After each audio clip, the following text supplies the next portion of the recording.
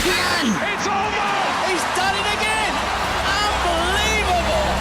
Oh, straight into the roof of the net. Nice one. Straight down the middle. So, a good performance. Hello and welcome to Firstpost. I'm Rupha Ramani. Let's get started.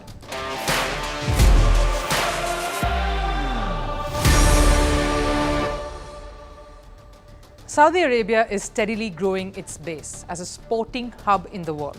They have cast their net long and wide. They started with football, of course, and one man really showed the way and helped in the floodgates opening. That is Cristiano Ronaldo. He has now become the top goal scorer of the year. And he doesn't look like he's stopping anytime soon. Why has he been kept away from all the awards then so far?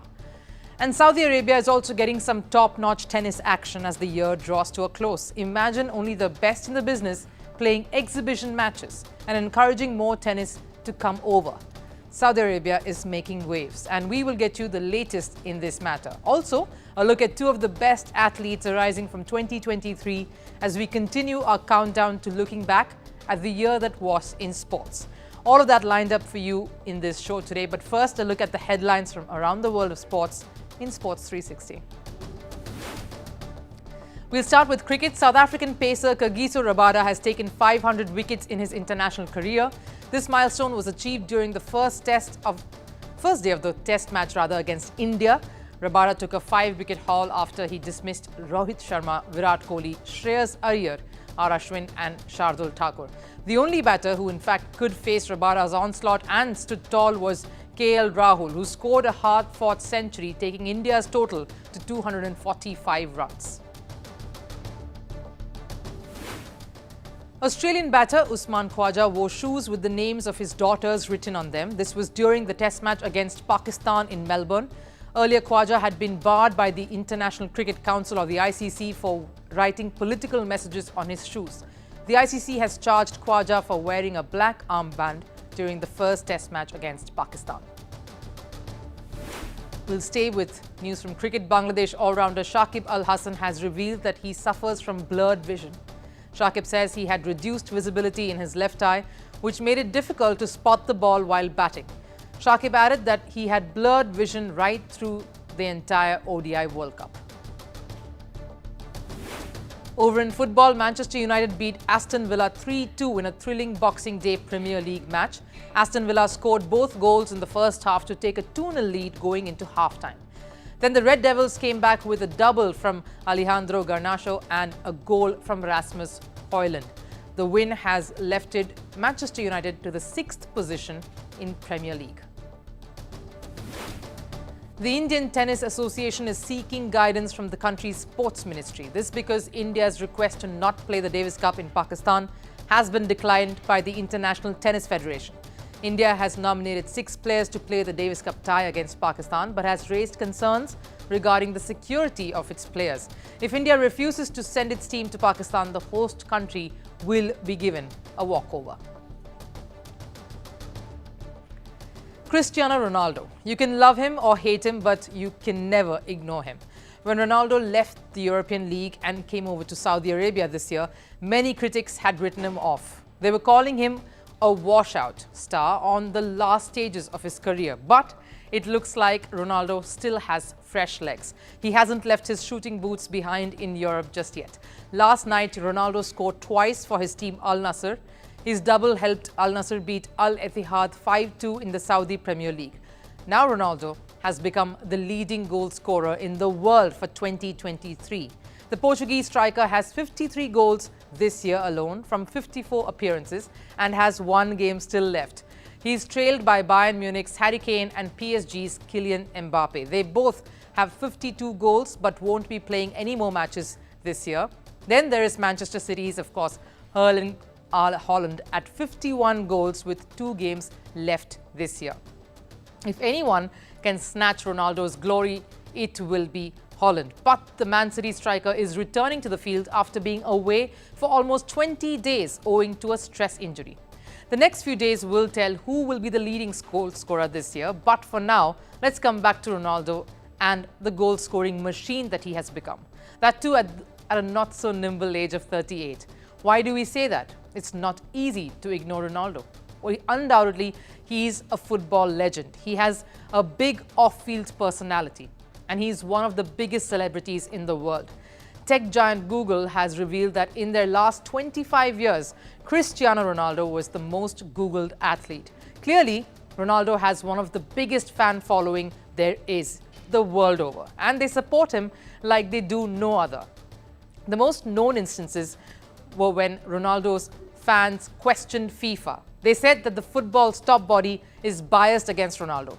This is because despite the phenomenal year that Ronaldo has had, he was not in the running for even a single football award. The Ballon d'Or was won by Lionel Messi, but Ronaldo was not even nominated. This is despite the fact that Ronaldo outscored everyone. Messi is not even in the top 5. Same goes with the FIFA Footballer of the Year. Ronaldo's fans say that because the striker is no longer in Europe, he has been sidelined by FIFA. But maybe there's some truth to it. But despite all this, Ronaldo continues to grow in popularity. It has been evident by the love he gets when his team Al-Nassr travels. In September, when Ronaldo was in Iran, his bus was swarmed by fans on foot. All the way from the airport, they were escorting his bus right up to his hotel. Clearly, he's more of a global footballer. On multiple occasions, Ronaldo has said that football has been too European and it needs to evolve. And when he made that move to Saudi Arabia, he was thinking about the game and the fans, and to take the game out further. At least that's what he strongly believes. Well, what I expect to achieve is to make people happy, to enjoy myself, to help the country to be better and better and better. Not only a football man, but always the feminine football, which is the people don't know. I know the league is competitive. People, they don't know that, but the league is very competitive. And I want to make people happy. This is my goal. Now, he made his name in Europe. He's just building upon that in Saudi Arabia. And there have been multiple occasions when Ronaldo has supported football in Saudi Arabia. He says that the league has a lot of potential and will only continue to grow. It's not easy to win any games today because the teams, they are prepared. The football, it's different. The evolution of football is different. This is why I want to change. And to be honest, I'm really don't worry about what the people say. I took my decision. Ronaldo is very clear that he wants to continue playing in Saudi Arabia. And here's how big he really is in football. Following Ronaldo's footsteps, several footballers have left Europe's top clubs to play in the Saudi league. Striker Karim Benzema left Real Madrid to play for Al-Ittihad. Former Chelsea defender N'Golo Kante has joined Benzema at Al-Ittihad. Brazilian striker Neymar had a messy separation from PSG and then followed up to sign with Al-Hilal. Ruben Neves left the Premier League and has joined Neymar at the same club. And joining Ronaldo himself at Al-Nassr is winger Sadio Mane. Clearly, Ronaldo is a mountain in football. His impact is multifold. His one move has created a ripple effect. But what's more amazing is that he continues to play at peak form. It'll only be a matter of time before he gets back the recognition he truly deserves. But it also looks like Ronaldo has reached a point in his career where awards and trophies probably don't really matter that much to him. It's his love for football and the love he gets from his fans that really drives him. Now that is called attaining superstardom nirvana. Now, if there's one nation that is taking the world of sports by storm, it's Saudi Arabia. We all know that. And we've known that Saudi Crown Prince Mohammed bin Salman is a big sports junkie. You already know about Cristiano Ronaldo's move and the new era in football. Then it was golf, followed by esports, and now it's tennis's turn. That starts with 2 exhibition matches being hosted in the Saudi Kingdom. And they aren't just any exhibition matches, these are big ticket ones. The first was between world number 2 Aryna Sabalenka and world number 6 Jabeur. That's not all. World number 1 Novak Djokovic is also going to face world number 2 Carlos Alcaraz. Yes, these are just exhibition matches, but it's the biggest names in tennis, and it's all happening in Saudi Arabia's capital, Riyadh. But why is that so? Because Saudi Arabia wants to increase interest in the world of tennis as well. And the best way to do it is to fly in top players for a one-of-a-kind face-off and get the whole city excited for more to follow. Saudi Arabia has taken the world of sports by storm. From football to boxing to golf to esports and now tennis. Riyadh is hosting two one-of-a-kind exhibition matches. The first one was between Aryna Sabalenka and Ons Jabeur. Now, these are not just ordinary players. Sabalenka is world number 2 and Jabeur is world number 6. That's right, two of the biggest players in women's tennis played an exhibition match in Saudi Arabia. That's because the Royal Kingdom wants to increase the popularity of tennis. And they want to host next year's WTA finals too. So it's a step in the right direction. The match between Sabalenka and Jabeur is already over. It was a full house. Aryna Sabalenka fought back to beat Ons Jabeur. Jabeur won the first set 6-4. Then Sabalenka came to win the next two sets 6-3, 6-2. Jabeur won the first set 6-4. Then Sabalenka came to win the next two sets 6-3, 6-2. The match lasted over 2 hours, and it looks like Saudi Arabia is ready to host larger tournaments. Both the champions only had the best of memories to take back with them. I think it's a huge step for Saudi to bring women's tennis in here, and so far my experience is really good about Saudi. So I think we feel really safe and happy to play our finals here. It's definitely a great thing that I wanted to happen, playing the WTA finals here in Saudi. I think it will be my dream personally, so hope the WTA and the Saudi will find the agreement to play here. After the match, Jabeur and Sabalenka were all smiles, even though Sabalenka won the match. Now things are slightly different between Djokovic and Alcaraz. Djokovic has had a phenomenal year and is going into 2024 ranked world number 1. In contrast, Alcaraz started 2023 as ranked 1 and was dethroned by Djokovic. Despite an age gap of almost 16 years, there's definitely some rivalry between them, and Saudi Arabia is going to get a glimpse of it. I think it's very good that we have another great rivalry in tennis. Alcaraz is youngest ever year number 1 in the history of our sport. He's only 20, but he has won multiple Grand Slams and big titles.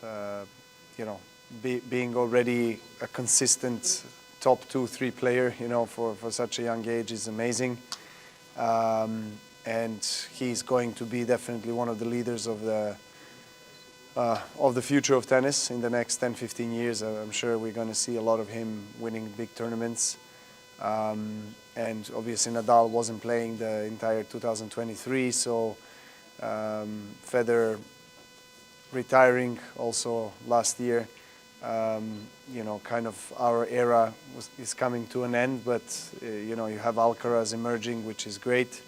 And I was very happy that I had 4 very good matches with him this year that each match attracted a lot of attention. We had a lot of great highlights, and it's good. It's good for our sport. You have Carlos, you have Sinner, Rune, young players who are going to carry this sport for the years to come. And Alcaraz agrees with Djokovic. Well, I think it's quite cool, this rivalry. Having great matches against one of the best in history from our sport is always great. I grew up watching him. Everything he has done for the game has been amazing. So right now, be able to play against him, face to face, let's say, and be able to beat him, for me, it's great. So hopefully it's gonna be the same this year. But apart from their friendly banter, they both acknowledged that tennis in Saudi Arabia is capable of being the next big thing. I think so. I think it's gonna be good for the game, it's good for the world as well. I think they are, making good things. They are doing great things. So I think the ATP going to Arabia is a great thing. Alcaraz is particularly hopeful. The exhibition matches in Saudi Arabia are just the beginning. The Royal Kingdom has more elaborate plans to make the sport more popular, and they're serious about it. Bringing in the world's best just for one exhibition match is evidence of that. Now, today's Rewind 2023 features two superpowers who have had different trajectories this year. One of them is the youngest of the lot. From being the only girl on a team full of boys to becoming captain of her country's national football side. Aana Bontempi has come a long way. The other athlete we are featuring is barely a year older than the Spaniard. And what a journey she's had, from being the best in the world to being forced out of action owing to mental health, only to return in June 2023 and end up demolishing all competition. Simone Biles is truly a legend. Both have fought off intense challenges to emerge as two of the best athletes this year has produced. Aana Bontempi has risen to the leader she truly is because of the kind of childhood she had. She played quite a few sports growing up, like basketball and swimming, but football won her heart. At 7, Aana was the only girl in her town's football club, CD Ribes Boys Club, that had 400 boys. Her parents always encouraged her to fight the stereotypes and play with her heart, and that's what she did. Her big break came when she made it to Barcelona FC. The facilities for the women footballers there was literally nothing compared to their male counterparts, but Aana made it every day, travelling more than 23 miles. Barcelona was the ladder that she climbed. She was voted Catalan Player of the Year in 2019.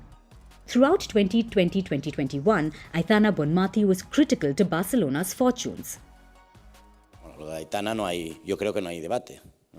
there is no debate about Aitana's, right? Everything she has won, the way she played. Her importance in the game is spectacular. She has a signature style. The way she turns and faces the ball, she plays with both feet. It is spectacular to watch her play. I am friends with her, so I am really happy for her. For Spain, she featured in the under-17, under-19 and under-20 squads. She then transitioned to the senior side in 2017 and never looked back. She was part of the 2019 and World Cup and 2022 Women's Euro. The 2023 Women's World Cup was pivotal for her and Spain.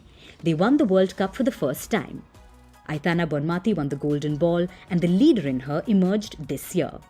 The Ballon d'Or winner as well, Aana Bontempi is becoming a leader and an inspirational talent, and she's just 25. The biggest proof of that? 6 years ago, there were no girl players in her town of Ribes. Now there are 180 across 14 teams, and their biggest hero is Aana Bontempi. As soon as Simone Biles stepped into the gymnastics arena, everyone knew a legend was born. What else can describe this list? This is just the list of the golds that she has pocketed in various events at the World Championships every time she participated. There were also the 2016 Olympics haul that we haven't added in here.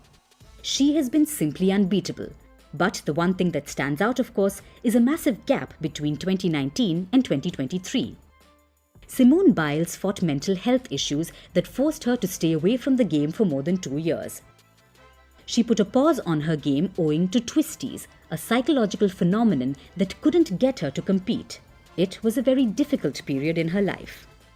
Now when she looks back, she talks about the change that she has brought in to be able to get back to where she truly belongs, right at the top. So yeah, I still enjoy it, probably more than before, because I realize at the end of the day, it's just gymnastics and I have my whole life ahead of me. Rather than, again, whenever I was 19, it was just like, it was the end of the world if I had bad days. And now I'm just like, it's okay, it's just gymnastics. I'll come back tomorrow and we'll get it started again. When Simone Biles did start again, it was like she had never left. She came back with a vigor. She marked her comeback at the 2023 US Classic. She completed all her events with a combined score that was 5 points ahead of the runner-up. She then targeted the national championships.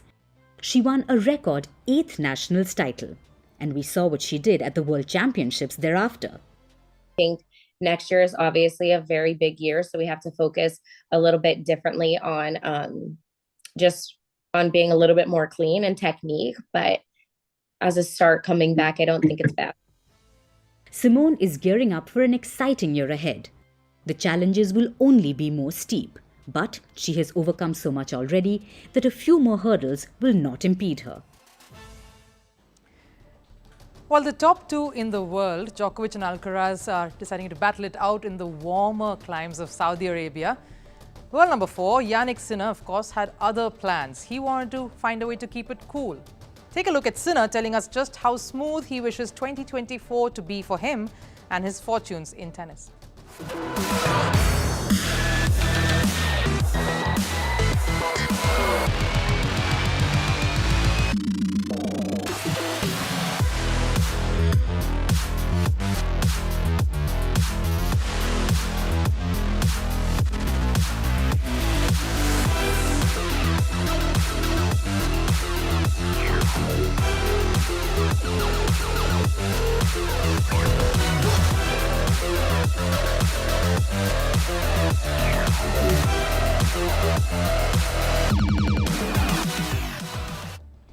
We get a hint of where some of his skills of getting out of tricky situations on court comes from. But thanks so much for watching First Sports. That's all the time we have today. I'll see you again tomorrow. Till then, take care.